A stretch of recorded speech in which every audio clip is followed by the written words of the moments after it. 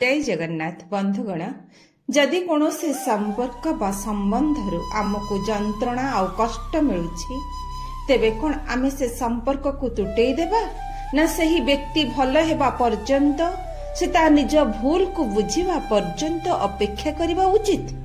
भगवान श्री कृष्ण कहते कि जदि कौन से संपर्क रे एही तीनिटी परिस्थिति रु भी कौनसी गोटिए आम जीवन रे बारंबार घटे तेबे सही संबंध को त्याग करदेवा उचित। सही तीनिटी परिस्थिति रु प्रथमटी हेला जेउ संबंध रे आमको इज्जत मिले नहीं, आमर बारंबार अपमान हुए तेबे सही संबंध को तुरंत त्याग करदेवा ही उचित, कारण सम्मान बिना कौनसी संबंध दृष्टि रही पारिबो नहीं। द्वितीय रे जेउ संपर्क रे बारंबार मिथ्या कहा जाए तेबे एही संबंधर कौनसी अर्थ नहीं, कारण भरोसा बिना कौनसी भी संपर्क बोझ हो जाए।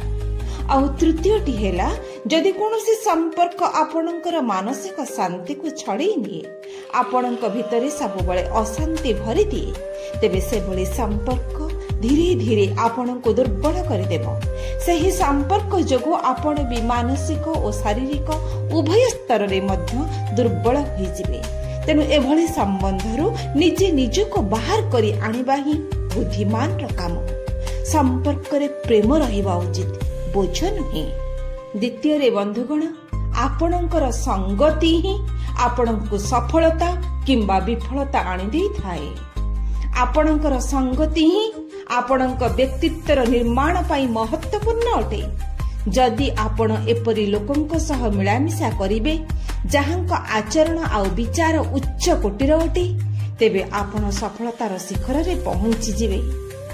आपण देखिछंती सिंह जेतेबेले भ्रमण करबाको बाहरे सेतेबेले से एका ही बाहरी थाए, से अन्य कोनोसी एणु तेणु वन्य जंतुंक सह विचरण करे नाही। तेणु मने रखंतु आपणकर संगति ही आपणक भविष्यत को निर्धारित करिथाए। तेणु भल उच्च मनोभाव संपन्न व्यक्ति जदि आपणको न मिलंती तेबे आपण पछे एकुटिया रुहंतु, किंतु एणु तेणु लोकंक सह संगति करंतु नाही। तृतीय रे बंधुगण संसारर नियम हेउछि समस्तंक ओठरे हस देबाकू चेष्टा करंतु, किंतु काहा उपरे हसंतु नाही। समस्तंकर दुखरे साहस दियंतु, पाखरे छिड़ा हुअंतु, किंतु काहार दुखर कारण हुअंतु नाही कि काहाको दुख दियंतु नाही। समस्तंकर दुख लाघव करबा पई दीप जाळंतु, किंतु काहा हृदय को दुखी करंतु नाही। आमे जेमिति करिबा सेमिति पाइबा। अन्य मानक प्रति आमे जेमिति व्यवहार करिबा आम कर्म आम पाखको निश्चय फेरी आसीबो, खोजी खोजी आसी पहुंचीबो, ताहा भल हेउ कि मंद हेउ। चतुर्थ रे बंधुगण तीनिटी पाप निज जीवन रे आदौ करंतु नाही। प्रथम पापटी हेला बंचिथिबा पर्यंत निज पिता माता को आदौ दुख दियंतु नाही। पिता माता जेते भी खराब होइथांतु ना काहेकि, किंतु एतिकी सत्कर्म करिसंती, तुमको गर्भरु मारी देई नाहंती, तुमको जन्म देइछंती, ए दुनियार आलोक देखाइछंती। द्वितीय पापटी हेला कौनसी भी परिस्थिति रे पड़ी गर्व भाव नहीं देवता शास्त्र आउ गुरु एमानंको अपमानित करंतु नहीं। जेउ माने देवता शास्त्र आउ गुरुंकर अपमान करंती से माने निजे निज पाई नरकर द्वार खोली दियंती। आउ तृतीय रे जदि केही जीवन रे थरुटिए भी आपणकर भल करिसंती, आपणकर असुविधा समय रे आपणक पाखरे छिड़ा होइछंती, तेबे केबी भी तांकर अमंगल करंतु नाही कि तांको कष्ट दियंतु नाही। एही तीनिटी पापरु सर्वदा दूरेई रखंतु निजको। पंचम रे बंधुगण जीवन रे जहा किछि होइथाय, मनुष्य को जहा भी सुख दुख मिलिथाय, एथिरे विधातांकर इच्छा थाए, विधातांकर कौनसी योजना थाए। मनुष्य तो अल्प बुद्धि संपन्न, से भविष्यत को जाने नहीं।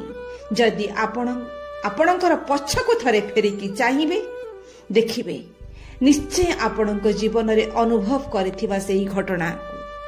आपणकर दुख पछरे किछि सुख थिला, संघर्ष पछरे किछि सफलता थिला, जंत्रणा परे किछि चमत्कार थिला। ଅଘଟଣ ପଛରେ ମଧ୍ୟ କିଛି ମଙ୍ଗଳ ଘଟଣା ଥିଲା ବୋଲି। ଯାହା ବି ହୋଇଥାଏ ଭଲ ପାଇଁ ହିଁ ହୋଇଥାଏ।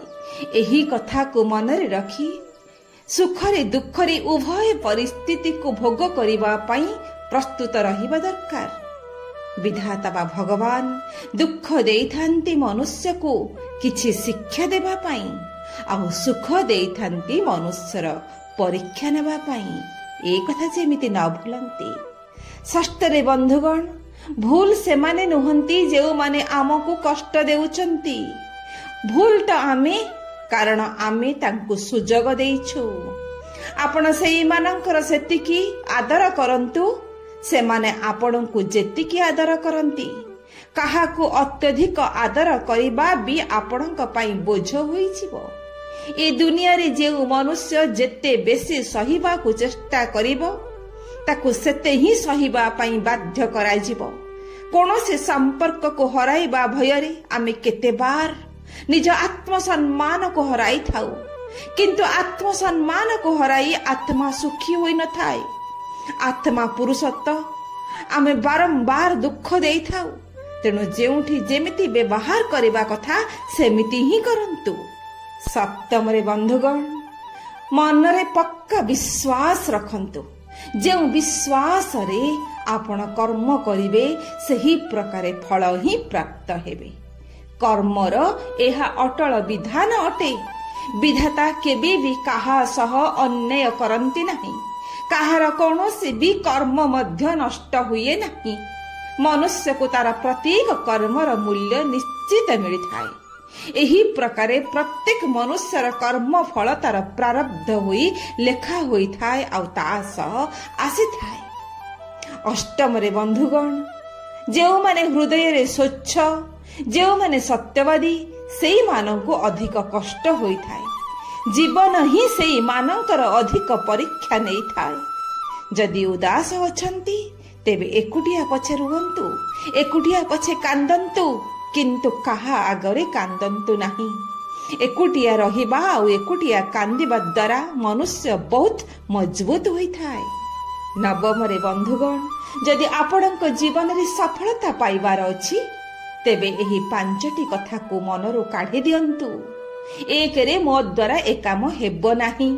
2ରେ ଲୋକ କଣ କହିବେ। 3ରେ ମୋର ଇଚ୍ଛା ନାହିଁ। 4ରେ ମୋର ଭାଗ୍ୟ ଖରାପ ଅଛି। 5ରେ ମୋ ପାଖରେ ସମୟ ନାହିଁ।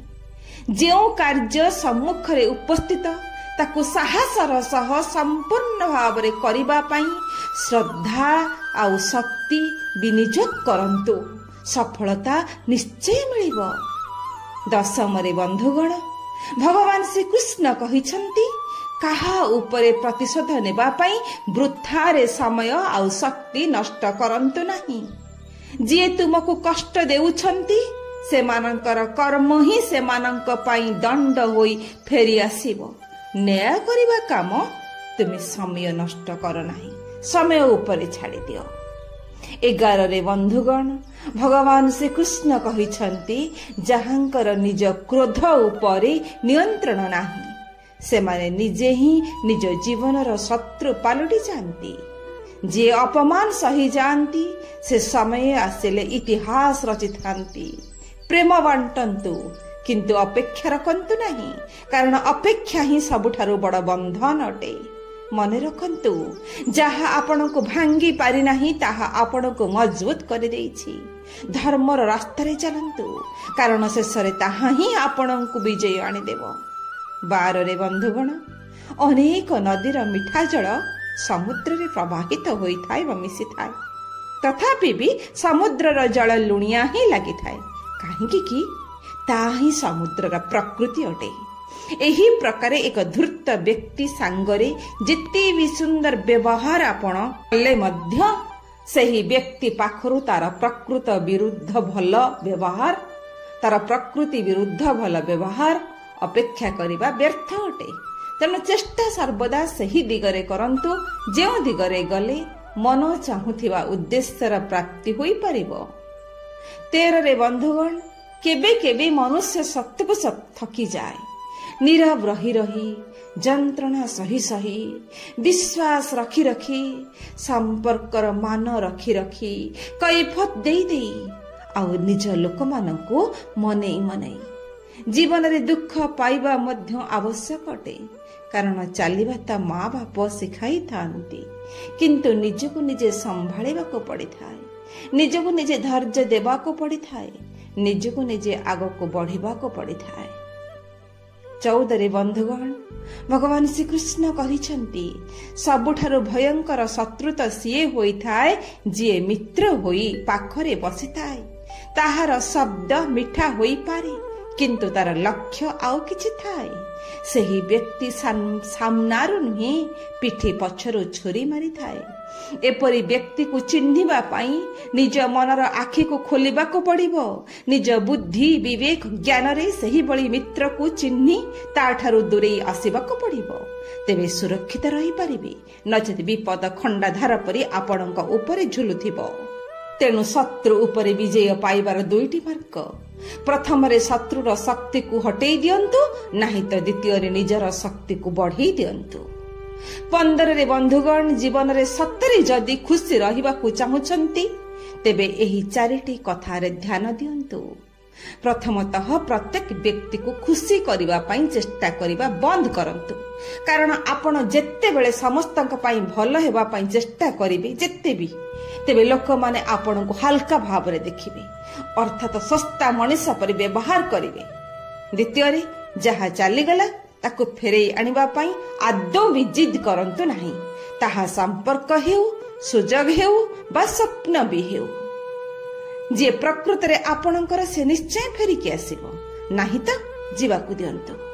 ତୃତୀୟରେ, ଅନ୍ୟର ବିଚାର ବା ନିଷ୍ପତ୍ତିକୁ ନିଜ ଭିତରର ସତ୍ୟତା ଭାବରେ ଆଦୌ ନିଅନ୍ତୁ ନାହିଁ ବା ବିବେକ ବିରୁଦ୍ଧରେ ମାନି ନିଅନ୍ତୁ ନାହିଁ। ଲୋକମାନେ ଆପଣଙ୍କୁ ସେ ପର୍ଯ୍ୟନ୍ତ ଭଲ କହିବେ ଯେ ପର୍ଯ୍ୟନ୍ତ ଆପଣ ସେମାନଙ୍କର ବିଶ୍ୱାସ ରଖିଛନ୍ତି। ପ୍ରକୃତ ସ୍ୱାଧୀନତା ସେତେବେଳେ ମିଳିଥାଏ ଯେତେବେଳେ ଆପଣ ଆପଣଙ୍କ ହିସାବରେ ବଞ୍ଚିଥାନ୍ତି। ଚତୁର୍ଥରେ, କମ୍ କୁହନ୍ତୁ, ବେଶୀ ବୁଝିବାକୁ ଚେଷ୍ଟା କରନ୍ତୁ, କାରଣ ଦୁନିଆ ସ୍ୱରରେ ନୁହେଁ ବୁଦ୍ଧି ବିବେକ ଦ୍ୱାରା ଚାଲିଥାଏ। ମନେ ରଖନ୍ତୁ, ଯେ ଚୁପ୍ ରହି ମୁରୁକି ହସିଥାଏ ସେ ସବୁଠାରୁ ଅଧିକ ମଜବୁତ ହୋଇଥାଏ। 16ରେ, ଯେଉଁ ବ୍ୟକ୍ତି ହାରିବା ପରେ ମଧ୍ୟ ମଜବୁତ ଭାବରେ ଛିଡ଼ା ହୁଏ, ସମୟ ମଧ୍ୟ ତାର ସାହସକୁ ସଲାମ କରିଥାଏ, ସମ୍ମାନ କରିଥାଏ। ଦୁର୍ବଳତା ଶରୀରରେ ନଥାଏ, ଭାବନାରେ ଥାଏ। ଆଉ ଯାହାର ନିଜ ଉପରେ ବିଶ୍ୱାସ ଥାଏ ସେ ହିଁ ଇତିହାସର ଧାରା ବଦଳାଇ ଦେଇଥାଏ। ମନୁଷ୍ୟ ଦୁର୍ବଳ ସେତେବେଳେ ହୋଇନଥାଏ ଯେତେବେଳେ ସେ ହାରି ଯାଇଥାଏ, ବରଂ ଦୁର୍ବଳ ସେ ସେତେବେଳେ ହୋଇଥାଏ ଯେତେବେଳେ ସେ ହାରିବାକୁ ସ୍ୱୀକାର କରିନେଇଥାଏ। ପ୍ରକୃତ ତାକତ ହାରିବା ପରେ ଉଠିବାର ଅଛି, ଆଉ ସେହି ମନୁଷ୍ୟ ଦ୍ୱାରା ବହୁତ କିଛି ଅସମ୍ଭବ କାର୍ଯ୍ୟ ସାଧିତ ହୋଇଥାଏ। ସେହି ବ୍ୟକ୍ତି ହିଁ ଅସମ୍ଭବକୁ ସମ୍ଭବ କରିବାର ଶକ୍ତି ରଖିଥାଏ। ଜୟ ଜଗନ୍ନାଥ।